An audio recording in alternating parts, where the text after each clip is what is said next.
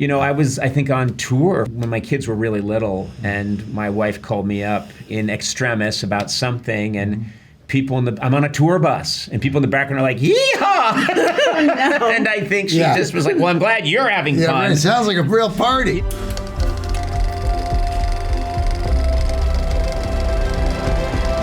I saw this movie, it was at Fantastic Fest, all horror and genre movies. And of everything I saw down there, this was by far the most anxiety-inducing thing. Wow.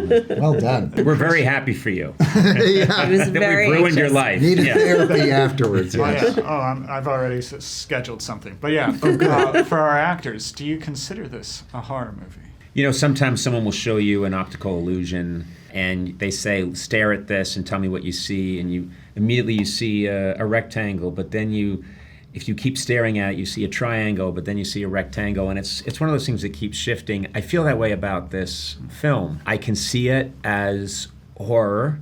I can also see it as straight drama. I can see it as comedy, and then I switch back again. All my friends who've seen it so far have talked to me after and said, "I really need to talk to you about this film." They get me to change my mind, but then their mind changes and my mind changes. So that's one of the parts that it's a shapeshifter, and I really love that about the project.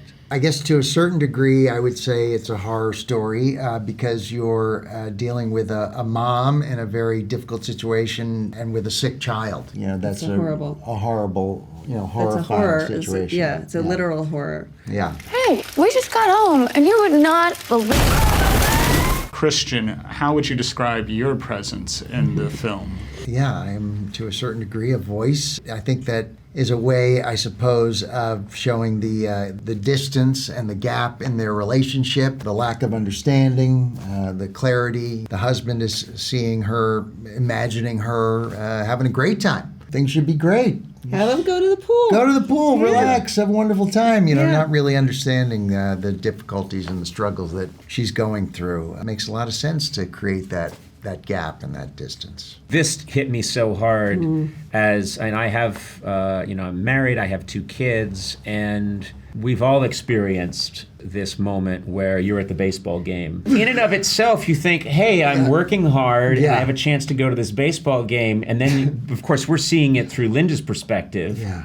Why are you at a effing baseball game when I'm going through this? Well, I came to and I thought, oh my God, we've all been there. Yeah. Where I was, I think, on tour for one of my when my kids were really little, and my wife called me up in extremis about something, and I'm on a tour bus, and people in the background are like, "Yeehaw!"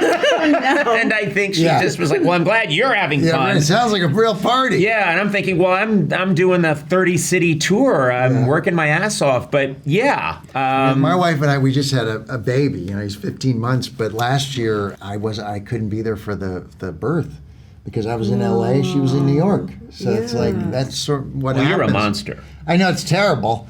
It really is bad. He was working. He wasn't like... Still, I should have done it. I know. When I was writing it, I was thinking of this idea of, as the woman who has dealt with this, and my husband is a very hands-on father and everything like that. But during the time that is the impetus for this story that was very difficult for me, he needed to stay in New York while I needed to go to California with my daughter, and he's in New York making a movie. Now, that's his job, but I don't want to hear tales from the set. And I think when we first talked about it, you were saying, like, what does she want? Him to, like, wrap himself in barbed wire and be as miserable? And I'm like, that is what she wants. That is what she wants, but that's an impossibility. Also, if you answered the phone, you were like, I'm so upset, how is it going? That would be the wrong thing, too. Right, there's no winning. There's no winning. No. There's no winning. There's no winning. You don't want to hear me complaining or happy. No, there's no right way. Respond to the email that I sent you about my dream. I don't respond to my clients' dream emails. Mary previously told me, Conan, that one of the reasons she thought of you is she thinks your voice is very calming, and that when you ask people to do things, they'll do them. Does that align with your own lived experience? Absolutely not.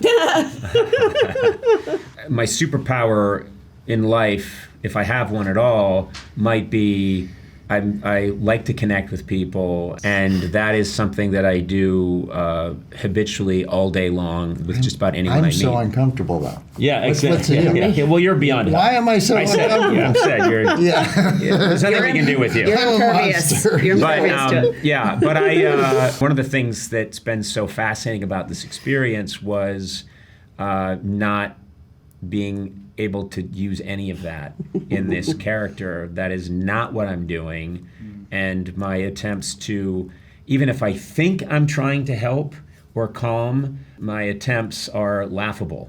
I'm someone who I think has a lot of tools in that particular chest, and I can't use any of them. Everything is under control.